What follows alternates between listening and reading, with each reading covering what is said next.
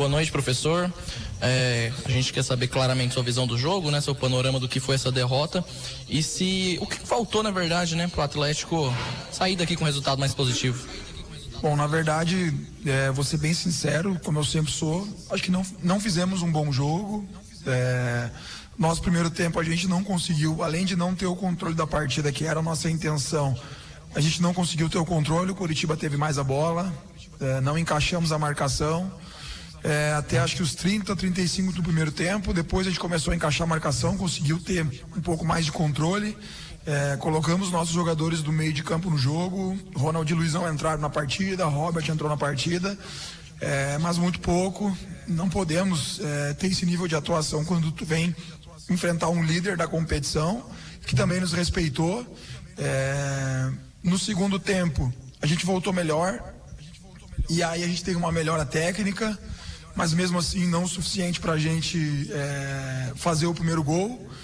Mas eu acredito que a gente até teve uma evolução, porque o gol que a gente leva é a partir de um erro nosso, né? E eu fico muito incomodado quando a gente dá o gol para o adversário. Não estou aqui tirando mérito do Curitiba, mas a gente deu o gol para o Curitiba. A gente estava numa segunda fase de construção. Claro que na cabeça do atleta a gente estava melhor na partida, a gente conseguiu melhorar o controle, e a gente dá praticamente o gol para o Curitiba num erro ali, mas que faz parte, a responsabilidade ela é minha. Infelizmente não foi um dia feliz. Aí o segundo gol, um pênalti, cara, eu já não vou nem avaliar mais essa questão de VAR, porque a bola bateu no braço, mas a bola não desviou, a trajetória da bola não desvia, cara, é meio assustador, mas não estou aqui para falar disso. Assumir a responsabilidade, precisamos melhorar,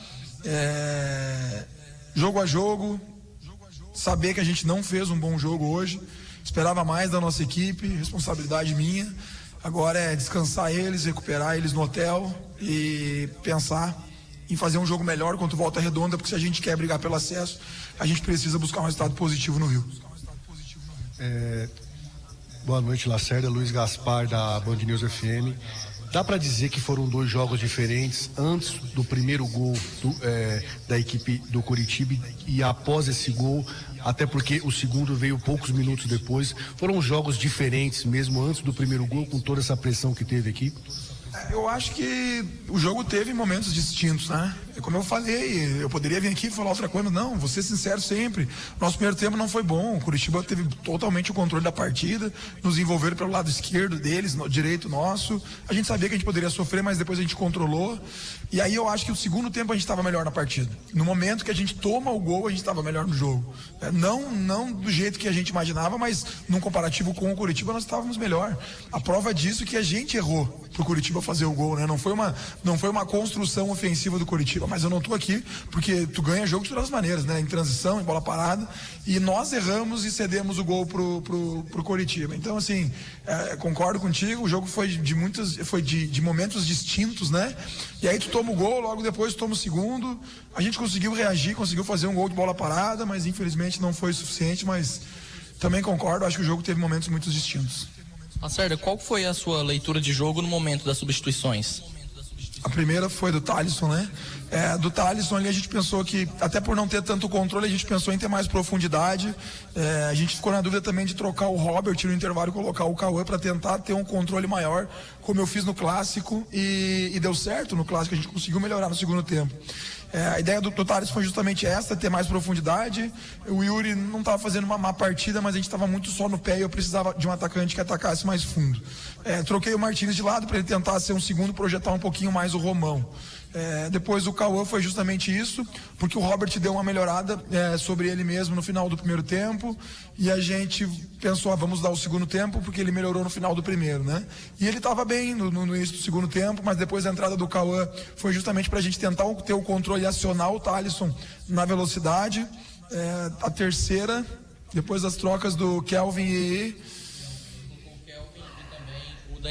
Danielzinho. Aí quando a gente tomou o gol, né? A gente toma o gol e eu penso, a gente tem que ir pra frente, a gente tira o Luizão, deixa só o Ronald pra controlar como primeiro, coloca 2 meias, Danielzinho e Cauã por dentro, pra gente tentar ter um controle, ser mais vertical. O Danielzinho é um meia vertical que pisa na área.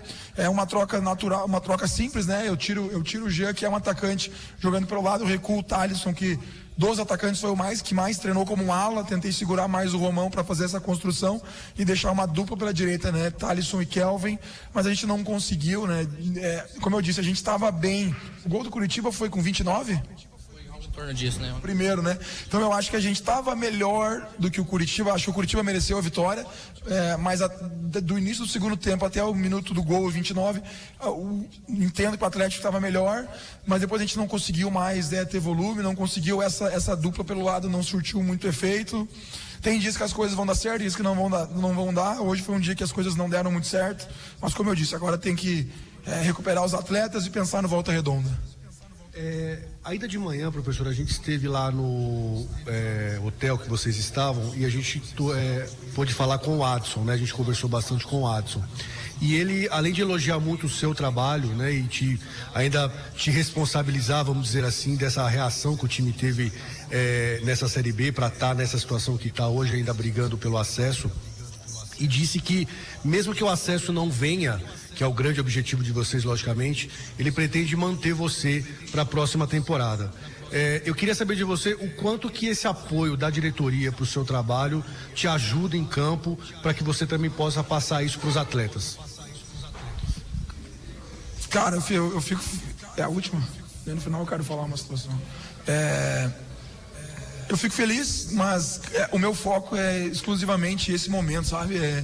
Eu não estou pensando no futuro. Eu fico muito feliz de receber elogios do Adson, porque às vezes eu não gosto de falar muito aqui, porque senão vai parecer que eu estou puxando o saco do presidente, mas quando tu trabalha com um diretor do nível do Adson, que é respeitado no mundo do futebol, eu sei de todas as relações que ele tem, por ele ser um dirigente respeitado, e quando tu é elogiado por um dirigente tão respeitado que já circulou em Série A de brasileiro, Sul-Americana, e que fez o Atlético se tornar o que é hoje, eu fico muito feliz, né?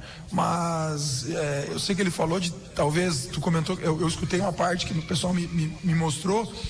Quando ele diz isso, eu estou pensando só no acesso, mas que bom que ele pensa nisso. Eu penso em permanecer, o meu contrato é até o fim da Série B, mas estou muito tranquilo quanto a isso. Quero muito seguir no Atlético, estou muito feliz aqui, mas eu não estou pensando no que vem. Claro que se o presidente tem essa vontade, eu também tenho a vontade de permanecer, mas eu estou pensando único e exclusivamente nesse momento da Série B.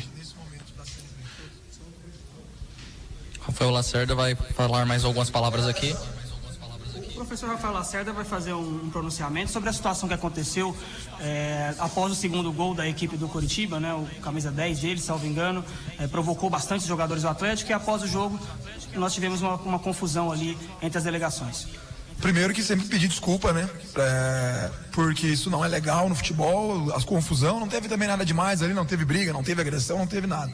E assim, não tem problema a provocação. Eu acho que o futebol, a gente tem que parar com mimimi, às vezes não tem que ter provocação, mas tem que ter respeito, né?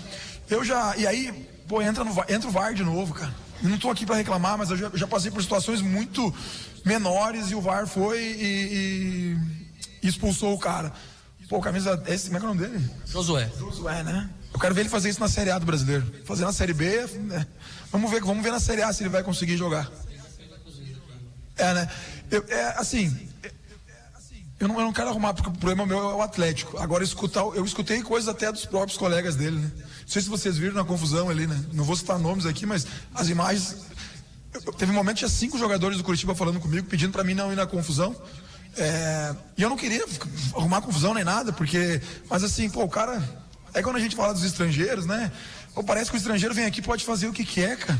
Pô, falta de respeito, ele já fez confusão em outro jogo, um cara de 35 anos, ele tem que aproveitar o momento dele, que ele tá aqui no final de carreira, no Brasil, um grande clube como o Curitiba tá abrindo as portas para ele.